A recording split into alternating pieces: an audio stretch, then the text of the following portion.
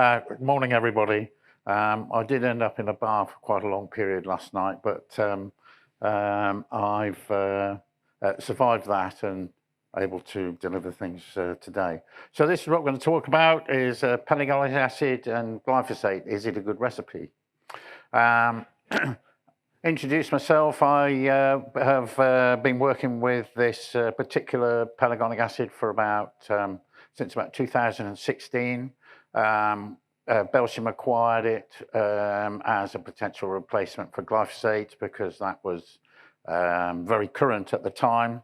But actually, as we know, glyphosate is going to have probably a little bit more life than we might have anticipated 7 or 8 years ago. And so we're looking for other uses for it. And it just happens that this particular pelargonic acid works very well with a partnership with glyphosate.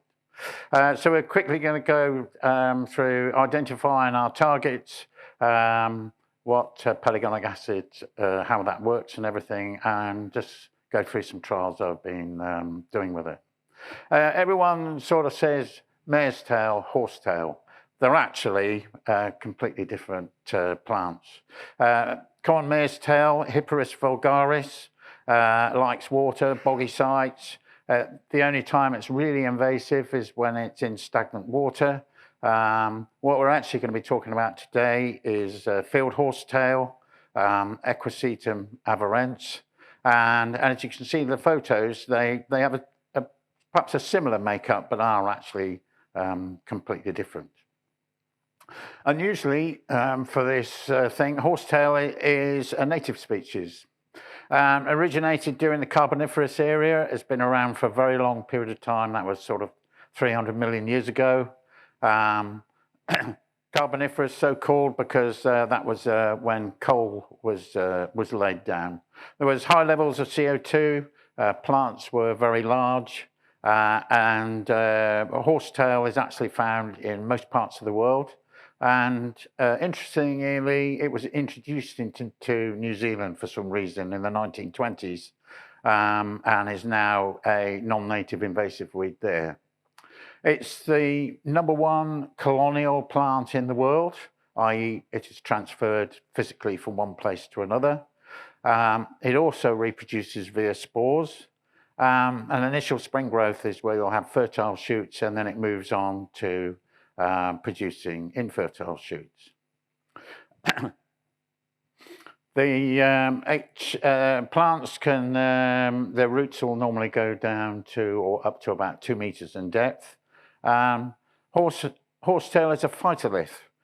These plants absorb silicon, which helps horsetail to maintain its structure during droughts. But unfortunately for us, silicon also makes it tolerant to herbicides. And along with the very fine leaves that it has, it makes it difficult to have an effective herbicide management for it. Fire, mowing, slashing will be ineffective. Horsetail is sensitive to synthetic auxins, but for a knockdown, but they have little long-term effect. And what I'm trying to be looking at is actually having proper management of this plant where you're not continually spraying it for 20 years, but actually you can have some sort of control over it. How does pelargonic acid work? Well, our particular version of it is a natural origin. It comes from rapeseed or sunflower oil. And for this particular version of it, it doesn't, at no point does it enter the plant. How it works is it's a purely mechanical hang on, gone on for us. Yeah, anyway. It's purely a mechanical action. It's a carbon-9 atom physically gets between the cuticle layers. When using it on its own, it causes stress induction peroxidation, and in layman's terms, it dehydrates. Generally, often when the effect of pelargonic acid can be quite quick. So on a hot day, you can be seeing it working, within half a day. Often when that happens and where you're using it with glyphosate, the glyphosate doesn't have an opportunity to enter the plant because the partner product you're having makes it work too quick. But what we're having here, although it does change colour, the plant structure stays in place. So what the pelargonic acid has done when you're using this tank mix is remove the barrier to glyphosate to enter the plant.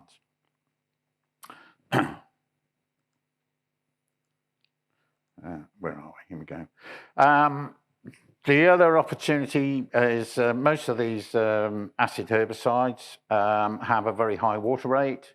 This particular pelargonic acid is around 225 litres per hectare, so that also falls within the label water rate of quite a few partner products.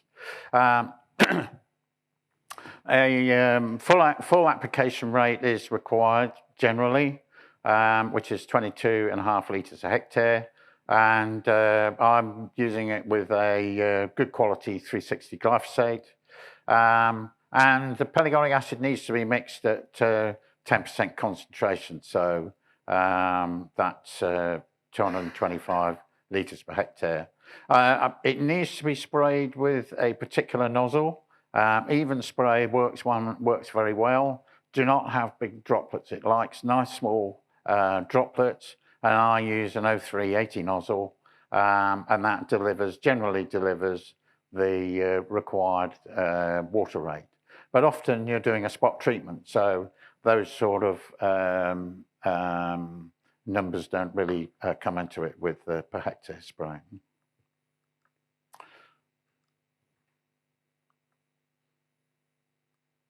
Here we go. So let's have a look at some of the results and the trials I've been getting. Horsetail control can be split into two methods, really. If you're prepared to leave it till later in the season, you can probably get a better result. But obviously, some places, particularly local authorities, like to have some sort of control over it. Often it's sort of with other things like shrub beds in that sort of situation.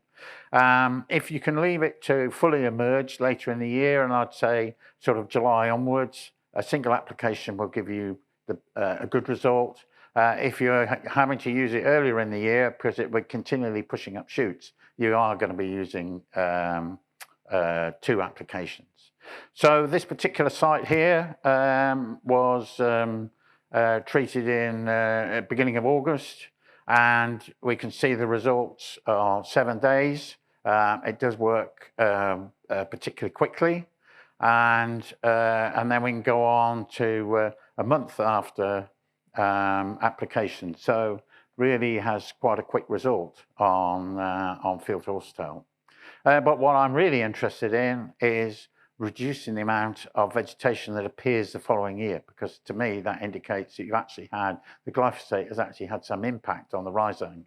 And although you're not going to control it with one application, it does mean that, if you can have some impact on the rhizomes, we all know generally if we can reduce the amount of energy in the rhizomes, eventually we will hopefully get it to run out of steam.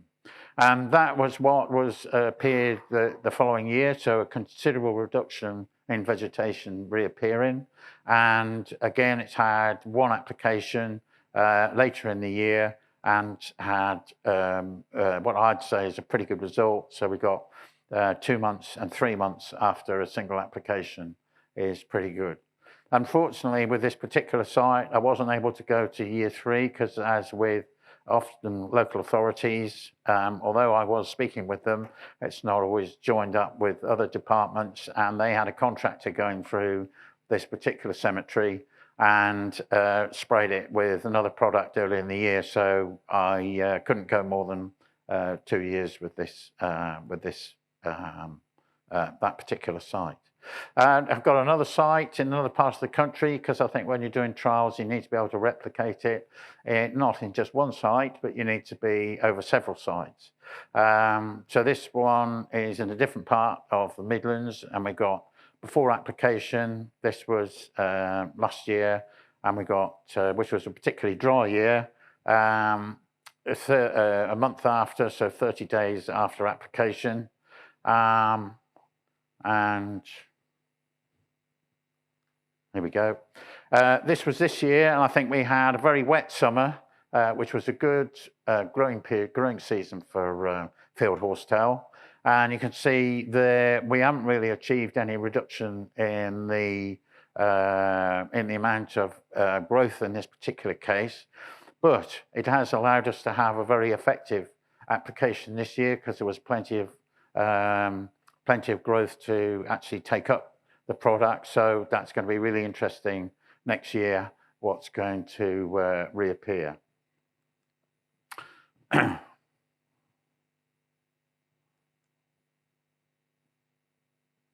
Just trying to go on the next slide. Here we go. Perhaps I wasn't pushing the button hard enough. Right, now we're looking at multiple applications, which is really, as you're looking at horsetail management.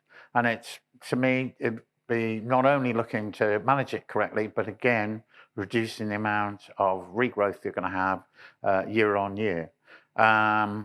So we're looking at this particular case. It's on a roundabout, and obviously it's got some shrub beds around it. That's quite often the case.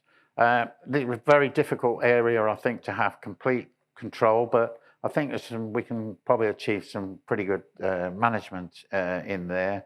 And I had 2 applications in June and August, so two months apart. And I think if we look round to the far right there, that's what we achieved by the end of the year. So we've definitely had some impact on there. There we go. This is a bit alongside the highway. No shrub beds involved this year. But again, had 2 applications. And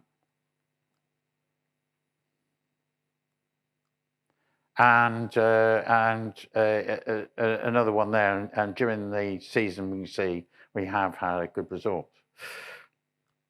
Right, so here we are. It's had, this is in year 2. So we're having a look about, what vegetation has returned. And where there was a good amount of vegetation to be able to target with the spray in the previous year, we've had a bit of a reduction in regrowth. But as per all of these plants, it's squirted up elsewhere at the sides normally. So, that's something not to be unexpected. It's going to be several years before you're going to maintain possible control. But where it's popped up, obviously that gives us some nice targets to respray. This alongside the highway there, which was it's very definitely had quite a big reduction in the amount of regrowth in year 2, and a little bit, I'd say it's a bit thinner than what it was from year 1 and year 2 here. And so we've done the 2 spray strategy again, both at similar times, and having a good result of actually being able to manage the product during the growing season. And of course, on that one, although there's considerably less amount of regrowth, and by the end of the season, it's looking quite thin. So, there's going to be another couple of years yet, probably, before you're going to have any good, sensible control. But the good thing is we're actually having some reaction during the season, during the growing season. There we go, and this is the third side.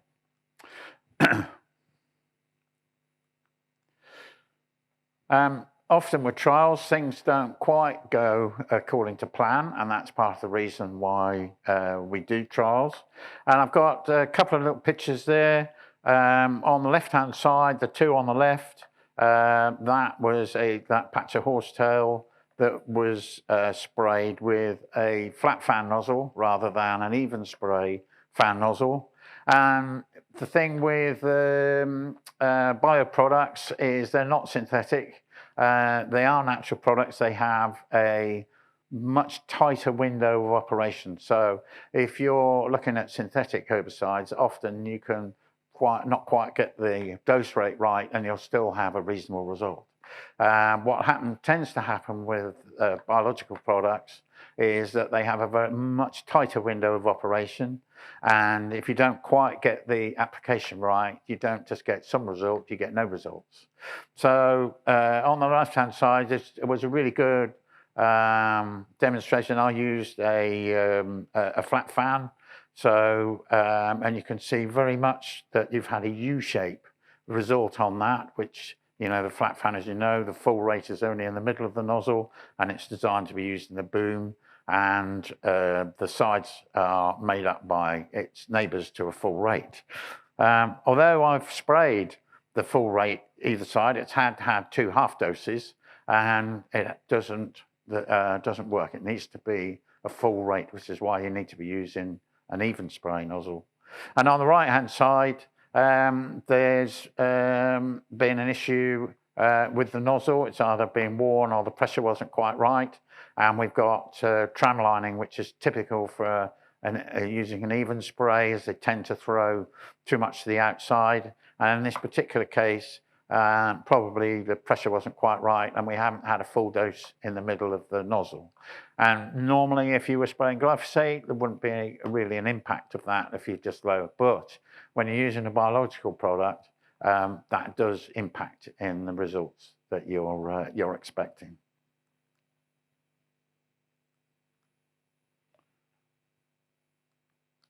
Here we go. Is pelargonic acid and glyphosate a good recipe?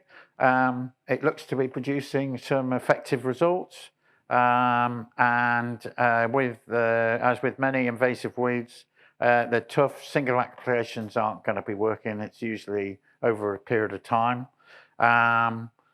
Personally, I think it's too early to say on horsetail whether this is the answer, but it is having a good impact on the horsetail. There's no reason to expect that, you know, we might be able to achieve in places some long-term control.